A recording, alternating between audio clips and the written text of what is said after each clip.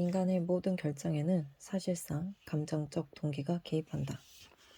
천독 17기 두 번째 도서로 라이프 코드란 책을 읽기 시작했는데요.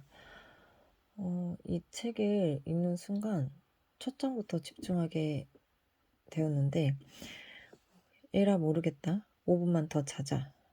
낯설지 않은 장면이다. 우리는 늘 다짐하고 일을 번복한다. 제가 요즘 그렇거든요.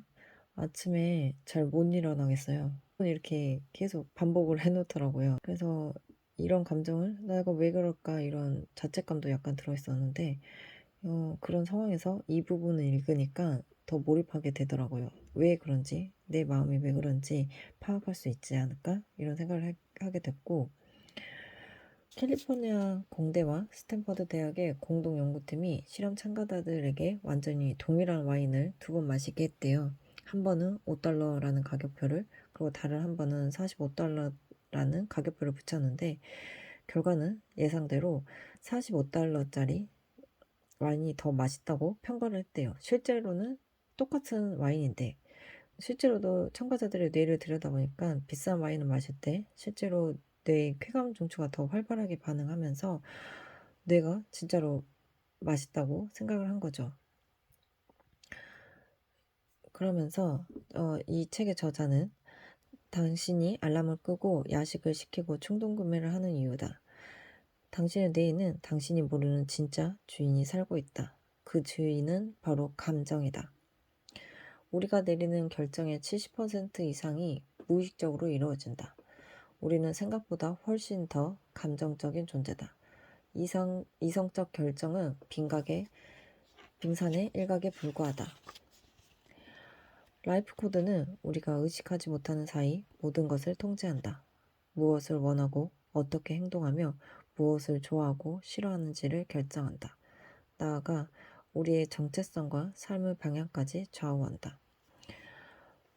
그러면서 저자는 라이프 코드의 작동 원리가 굉장히 단순하고 정교하다고 이렇게 설명을 하는데, 바로 생명체가 완수해야 할 단 두 가지 목표를 중심으로 설계되었기 때문이라고 하는데요.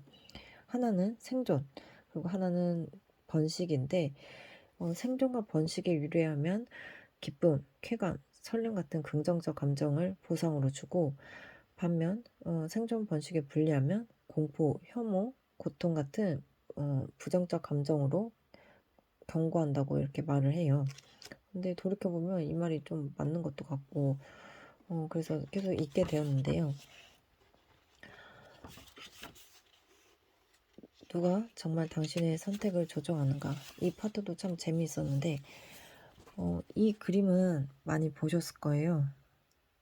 뇌의 구성을 이렇게 나타낸 건데, 첫째 위에는 이성, 대뇌 심피지라고 하고, 여기 두 번째는 감정, 그리고 마지막으로 생명 유지에 필요한 뇌관인데, 각각의 역할이 있죠.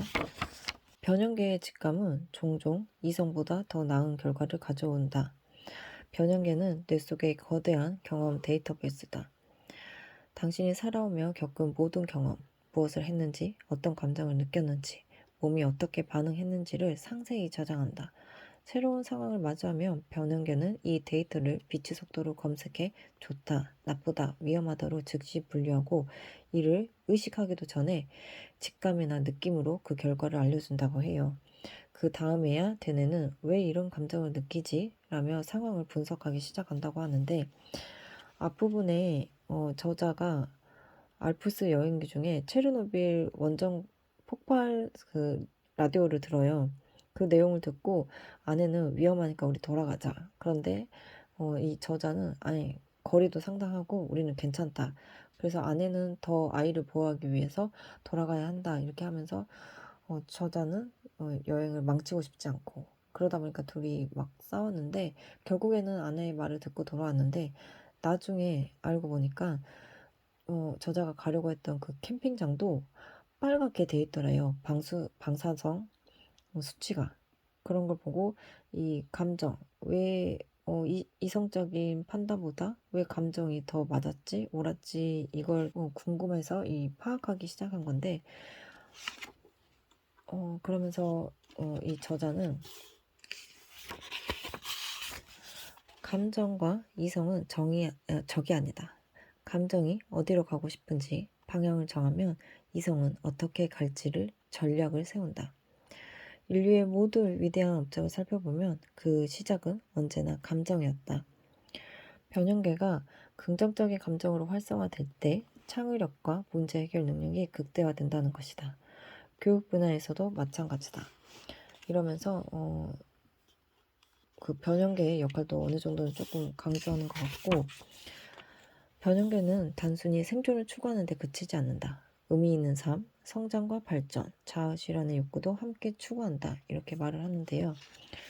네, 앞으로 더 구체적으로 있긴 하겠지만 모든 행동의 뿌리에는 이 생존과 번식이라는 동물 본능이 있대요. 그러면서 인간의 감정은, 욕구는 단순하지 않고 훨씬 더 복합적으로 균형, 조화, 자극, 지배라는 이 네 개의 시스템으로 복합적으로 일어난다 이렇게 말을 하거든요. 여기 나온 예시들을 오늘 읽었는데 저도 이제 여러 면이 있더라고요. 그래서 이제 앞으로 어떻게 이 책이 나올지 참 궁금하고, 우리의 감정도, 이게 저자는 롤러코스터에 비유를 하는데 기쁨은 서서히 쌓이다가 금세 사라지지만 고통은 갑자기 찾아와 오래도록 머무른다, 이런 말이 나왔고, 결국 우리의 모든 행동과 감정은 즐거움은 가까이, 고통은 멀리라는 단순한 명령을 수행하는 과정이다. 이렇게 한 문장으로 또 정리를 해주네요. 그러면서 이제 우리 사회는 갈수록 빠른 속도를 원하잖아요. 그러면서 이 부분이 참 마음이 불편했는데, 이제는 기다림조차 죄악이다. 우리는 1초의 지루함도 견디지 못하는 괴물이 되었다. 특히 자기 통제력이 미숙하고 보상 추구 시스템이 가장 민감하게 작동하는 청소년에게 끝없는 자극을 제공하는 디지털 세계는 뇌에 작용하는 강력한 코카인과 다를 바 없을지 모른다. 독일 울름 대학의 뇌과학자 만프레드 슈피처가 청소년들의 디지털 침해를 강력히 경고하는 것도 결코 과정이 아니다, 이렇게 말을 하는데, 저도 아이들을 키우고 있다 보니까 요새 핸드폰 노출이 저희 어렸을 때보다 참 빠르잖아요.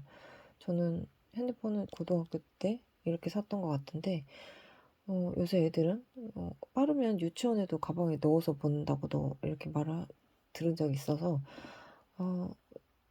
이 말도 어쩌면 경각심을 좀 가져야 되지 않나, 이런 생각을 했습니다.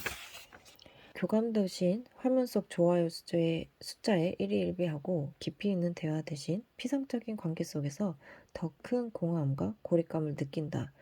기술의 발전이 반드시 행복으로 이어지는 것은 아니다.